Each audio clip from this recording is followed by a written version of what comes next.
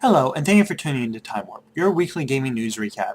My name is Jangers Agony, and I'll be reviewing the top gaming news stories for the week of June 10th, 2013. If you enjoyed today's video, be sure to click the like button below.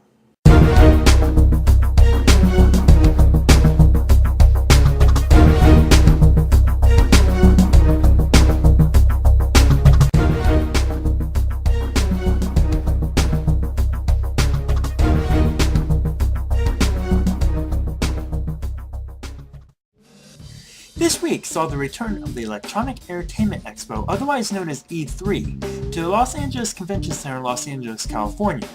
Microsoft and Sony revealed extensive information about their new console systems, and several prominent gaming publishers and development studios were on hand to show off and talk about their upcoming games.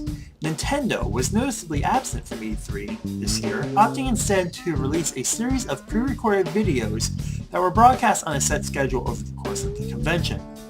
Notable new game announcements included Halo, Titanfall, Killer Instinct, Metal Gear Solid 5, Battlefield 4, Kingdom Hearts 3, Final Fantasy 15, Super Smash Bros., Mario Kart 8, Super Mario 3D World, Donkey Kong Tropical Freeze, The Legend of Zelda: A Link Between Worlds, in addition to Mirror's Edge, Plant vs. Zombies, Garden Warfare, Peggle 2, Madden 25, Assassin's Creed 4 Black Flag, Rocksmith 2014, and Star Wars Battlefront.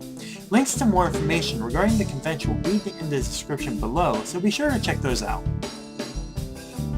The 19th major patch for World of Warcraft has hit the public test realm, unnamed as of yet and simply referred to as 5.4. This patch will introduce the long-awaited Siege of Orgrimmar raid, where both the Alliance and the Horde will invade Orgrimmar to remove the tyrannical Horde warchief Garrosh Hellscream from power.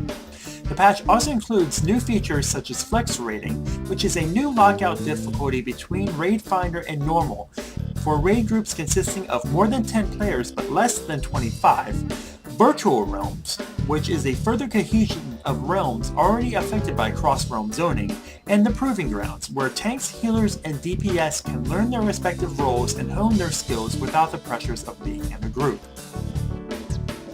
If you're a gamer over the age of 20, you may have heard of a little studio called Apogee Software. Apogee was responsible for many PC gaming hits during the 1990s, notable of which was Duke Nukem 3D. Well, it turns out that Apogee Software is suing Gearbox Software over royalties from the 2011 sequel Duke Nukem Forever, which was produced by Gearbox. According to the IGN article published Friday, Apogee is alleging that Gearbox failed to pay over $2 million in fees and royalties, and that they were blocked by Gearbox from performing an audit of Duke Nukem Forever's sales results. Now, Duke Nukem Forever released poor reviews after being in development for an unprecedented 15 years, so it may be understandable why Gearbox doesn't want anyone to see just how the game fared. And that will do it for this week. Leave a comment below and let me know. What did you see at E3 that has you excited? For me, the prospect of a new Star Wars Battlefront game is more than enough to send me into a tizzy, as the second entry in the franchise marked my own start in PC gaming, and thanks to the WRL community, made me into the gamer I am today. Also, have you checked out 5.4 on the PTR yet? What do you think of what's there?